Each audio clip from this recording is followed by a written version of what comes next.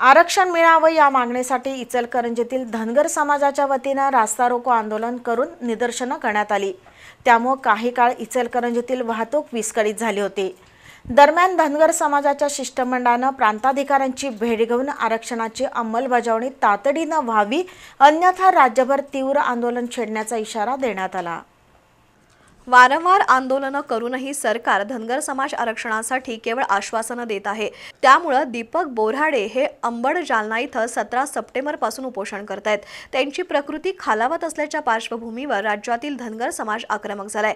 अशा परिस्थितीत आज इचलकरंजीतील धनगर समाजाच्या वतीनं मलाबादे चौकात रास्ता रोको आंदोलन करण्यात आलं।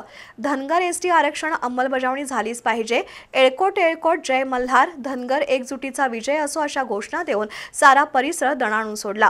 या आंदोलनामुळे काही काळ वाहतूक विस्कळीत झाली होती। त्यानंतर इचलकरंजी प्रांताधिकाऱ्यांची भेट घेऊन निवेदन देण्यात आलं। मेंढपाळ, धनगर, हाटकर हे समाज भटकंती करणारे आणि आर्थिक तसंच सामाजिक दृष्ट्या मागासलेले आहेत। त्यांना एसटी आरक्षण दिलंच पाहिजे या मागणीचं निवेदन दिलं। तसंच आरक्षणाची अंमलबजावणी झाली नाही तर राज्यभर तीव्र आंदोलन छेडण्याचा इशारा दिला। या आंदोलनात राजू पुजारी, प्रदीप खोत, शिवाजी शिंदे, सागर अवघडे, अण्णासो कचरे, सौरभ माने, दीपक अर्गे, संतोष शेळके, मलकारी लवटे यांच्यासह धनगर बांधव सहभागी झाले होते।